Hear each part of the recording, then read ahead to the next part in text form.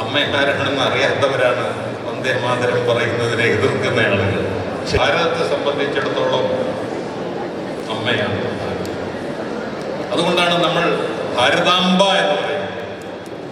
അതുകൊണ്ടാണ് നമ്മൾ പ്രാർത്ഥിക്കുന്നത് വന്ദേ മാതരം എന്ന് പറയുന്നത്. നിങ്ങളെ ഏൽപ്പിച്ചിരിക്കുന്നത് വികസിത ഭാരതത്തിന് വേണ്ടി നിങ്ങളുടെ വീടുകളിൽ ഏൽപ്പിച്ചിരിക്കുകയാണ്.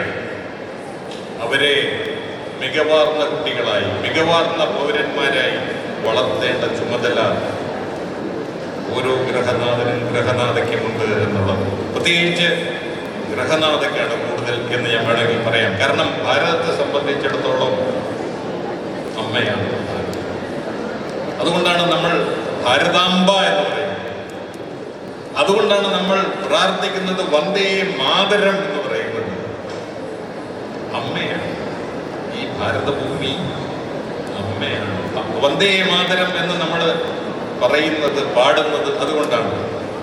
അമ്മമാരാണെന്ന് അറിയാത്തവരാണ് വന്ദേ മാതരം പറയുന്നതിനെ എതിർക്കുന്ന ആളുകൾ. പക്ഷേ അമ്മയാരാണെന്ന് അറിയുന്ന ആളുകൾ, അമ്മ എന്താണെന്ന് അറിയുന്ന ആളുകൾ വന്ദേ മാതരം എന്ന് തന്നെ എപ്പോഴും പറയും. അങ്ങനെയാണ് പറയേണ്ടത്.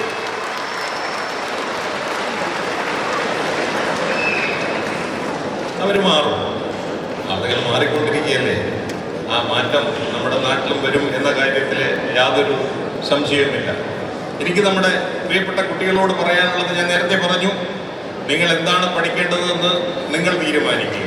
നിങ്ങൾ എത്രത്തോളം പഠിക്കണമോ അതിനുള്ള സൗകര്യം ചെയ്യാൻ ഈ രാജ്യം നിങ്ങളുടെ കൂടെയുണ്ട്. എന്തു വേണമെങ്കിലും പഠിക്കുക. അതുപോലെ തന്നെ പഠിച്ച് ഡിഗ്രി എടുത്തിട്ട് പലരും എന്താ ചെയ്യുക? PSC പരീക്ഷ എഴുതും. PSC പരീക്ഷ എഴുതിയാലോ അത് കിട്ടുമോ? കിട്ടണമെങ്കിൽ വേറെ പരീക്ഷകളും കൂടെ നടത്തണം, വേറെ ചില കാര്യങ്ങളും കൂടെ ചെയ്യണം. അത് വിടുക.